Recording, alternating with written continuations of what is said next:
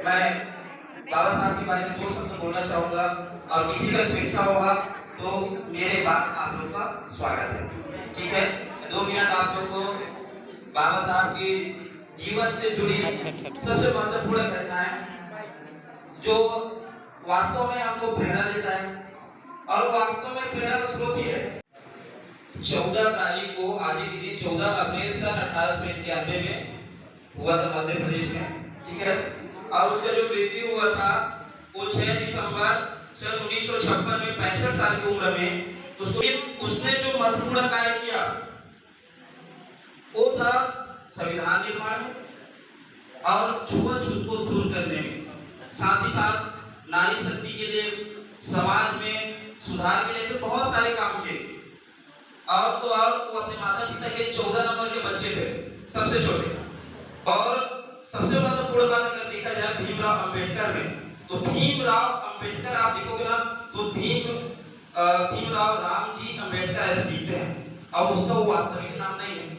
आप उसको देखोगे ना तो जो भीम है ना उसकी माता जी का नाम है भीमा भाई, और राम जी किसका पता है, उसके पिताजी का नाम है, और अंबेडकर उसके गुरु का नाम है, मतलब उसके नाम में माता पिता गुरु का नाम है।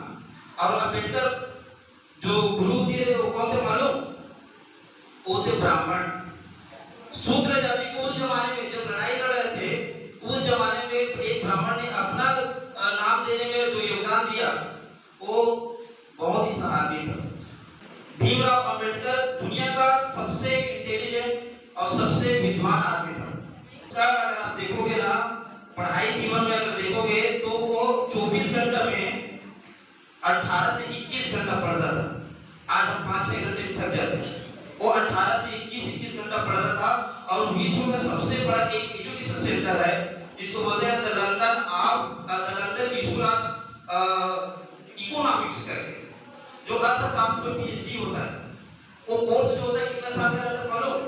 8 साल का होता है।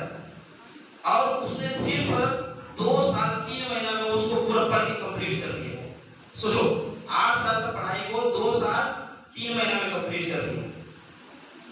मतलब उसका पढ़ाई में इतना रुचि था कि वो शिक्षा को अपना अपना अस्त्र माना और उसी में लड़ाई करना शुरू किया।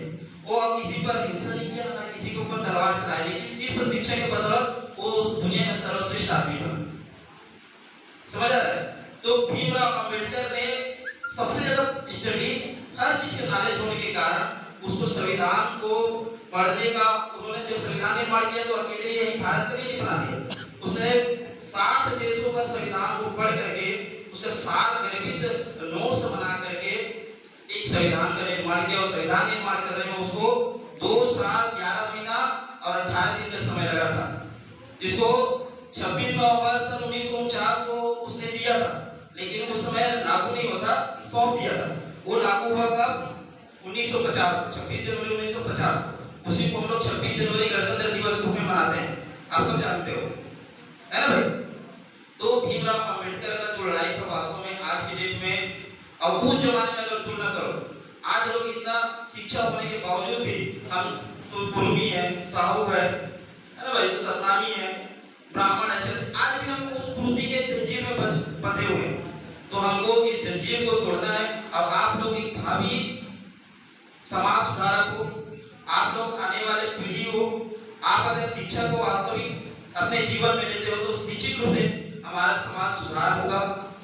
कि आदमी अस्त्र उठाने की जरूरत नहीं है, न शस्त्र उठाने की जरूरत है, न कहीं जाने की जरूरत है। सिर्फ आप पुस्तक खोलिए, पुस्तक को पढ़ करके आप गरीब हो कोई दिक्कत नहीं है, आप कंप्यूटर नहीं जानते, इंग्लिश नहीं जानते, कोई दिक्कत नहीं है।